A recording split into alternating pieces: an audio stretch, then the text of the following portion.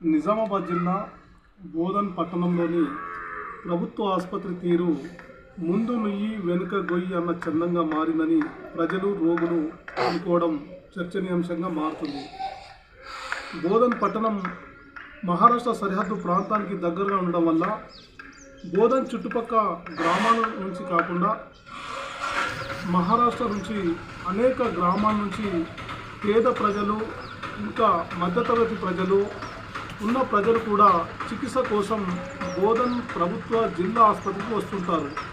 బోధన్ ప్రభుత్వ ఆసుపత్రి జిల్లా ఆసుపత్రి అయి సుమారు 3 సంవత్సరాలు అవుతున్నప్పటికీ ఏరియా హాస్పిటల్ గతంలో ఏరియా హాస్పిటల్ ఉన్న సౌకర్యాలు గతంలో ఏరియా హాస్పిటల్లో ఉన్న వైద్యులే ఉన్నారు, కానీ పరికరాలు కూడా అరకరగా ఉన్నాయని ఎవరైనా చికిత్స కోసం వచ్చినా వారి పరిస్థితి చాలా ఘోరంగా మారుతుందని ప్రజలు అనుకుంటున్నారు.